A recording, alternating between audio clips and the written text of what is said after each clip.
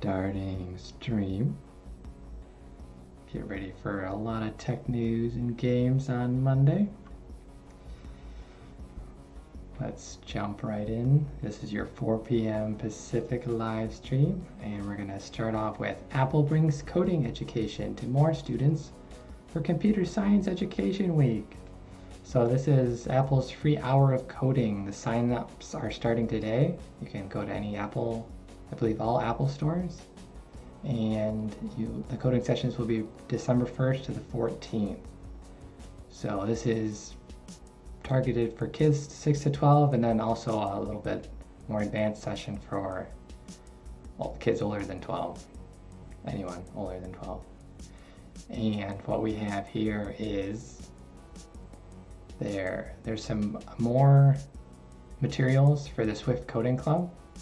That's something you guys can get into. And the app for iPads, the Swift app for iPads, that is also a good way to get into it outside the classroom and stuff for kids. Teachers want to get their kids into it. And it's a free app, so get to it. There's a quick little demo of it.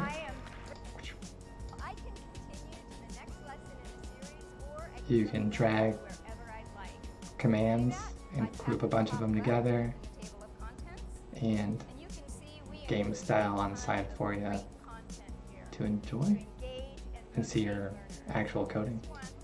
Pretty cool, pretty cool. And then we also have from Amazon, AWS RoboMaker.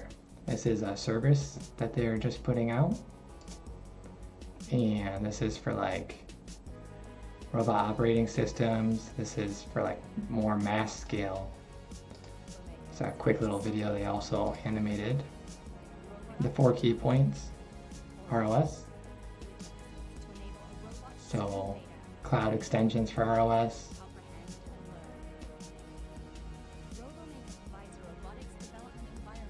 Development. And there's also simulations and fleet management for this. So you can get really into it. And they have a little pricing example, like $360.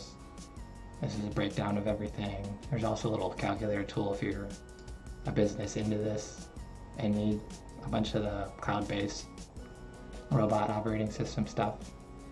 And this is just what I played with, and it got really expensive with the dedicated host, up to 47, 50%. 25, so this is a more expensive one. And you can check all that information out in the whole video if you are a company doing that sort of deal.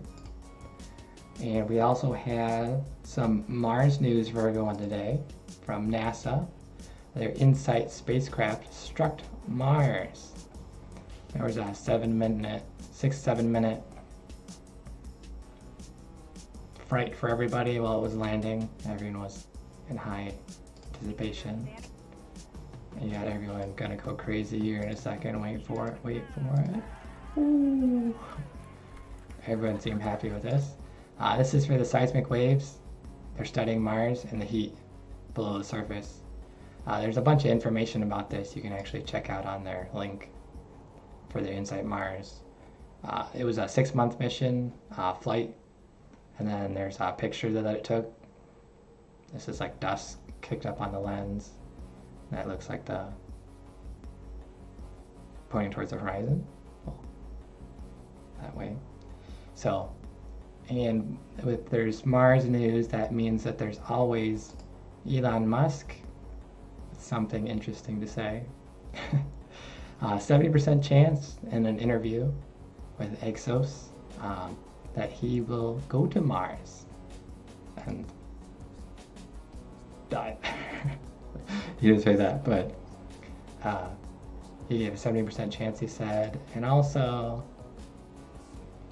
he gave a price estimate to a couple $100,000. Was that him or the other guys? I missed that part. But yeah, he mentions it's not like not ideal for the rich because of the chance of death, and it'd be surviving the first many people going there. And also, if we're going to talk about Mars, we need to talk about some human gene editing. So that was for my computer fans. But this is from the He Lab, and he actually talks about two twins, Lulu and Nana. They actually edited the genes. They injected protein and instructions, and they were able to block the doorway for HIV infections. So that would help humanity a lot. There's also a little bit of speculation because there wasn't really much information publicly available, like press-wise. TechCrunch did a little bit of research into it, and they, according to AP, one of the news sites, and MIT Technology, shows that they got that green light from Harmony Cares Medical Ethics Committee, and then TechCrunch contacted them and said that they weren't aware of this. So we'll have to see what more information comes out of this, but that will be coming up. One of the scary parts, as they put it, for human gene editing, was that this would, I had it just a second ago.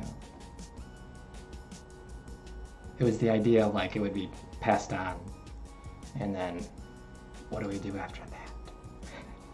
Also, we have from LG insect lenses for your smartphone cameras.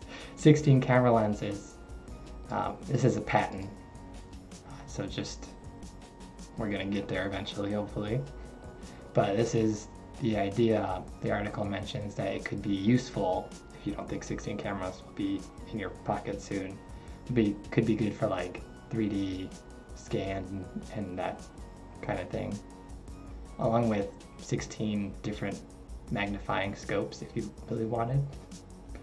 And then let's jump into games. We got a bunch of game information from Red Dead Online Beta, starting early access tomorrow. So if you want to jump in with 7 players, then you will have to check out this timeline for who starts. But everyone will be jumping in on the 30th for players who own the game, Red Dead Redemption 2. But the Ultimate Edition owners will get in on the 27th. On the 28th, anyone who played a previous beta on the 26th, or no, just Red Dead Redemption 2 on the 26th, according to their data, will get on the 28th, and then the 29th, one day before everyone else, everyone between 26th and 29th. But everyone on the 30th will get to play online with 7 people.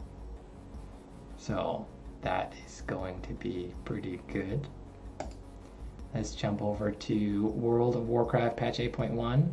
This is from the Blizzard most recent conference. And Tides of Vengeance. It's going to come in a couple parts. On December 11th, the war campaign will continue. And some heritage armor. And some quest lines. We also see experience gains from 20 to 120 reduced. So if you want to level up some more characters or get back into it.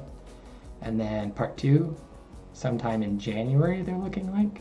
And that'll be the Battle for War. Dazar'alor arrives.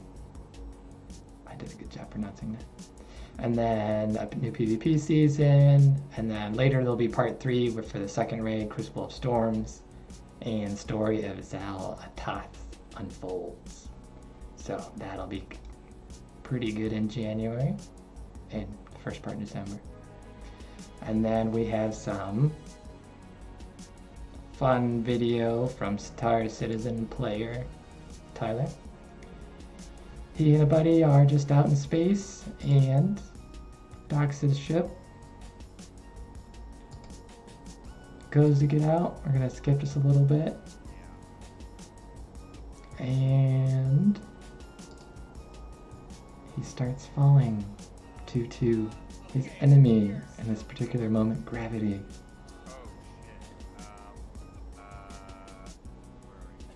And his friend turns around to go and get him.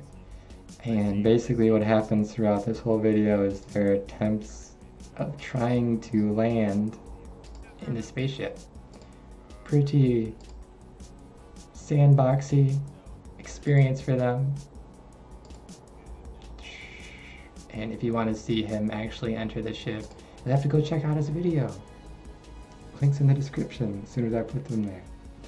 We also have some hardware, Razer hardware support for Xbox, gaming keyboards and mice. Over 50 officially supported. So don't cheat too hard, you console players.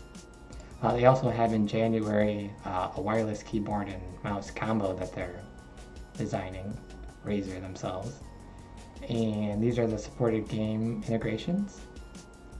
A couple of games. Fortnite might be off the screen, but it's not there yet. And we also have one more hardware thing for the Xbox adaptive controllers. This is for limited mobility gamers, or maybe you just want a larger controller. But this is a how-to video. Someone figured it out with the NS adapter they used, plugging it in, and then they could use their adaptive controller for the Nintendo Switch. Pretty good for anyone who might need that. Just thought I'd throw that out there. And on to deals. We got a good deal from Amazon, PlayStation Plus, 12 months, $40. That is pretty good. And we also have a bonus deal, something else we talked about, Red Dead Redemption 2. There's a $10 Google Play e-gift card from Walmart, bringing that down to $50. And then go get your online beta access, and then you're gaming from now until you die. So thanks for watching, everybody. That was your tech news and games. We got someone saying in chat, all aboard to you too. And go ahead and subscribe if you want more news and games and tech. Signing off. Pew pew.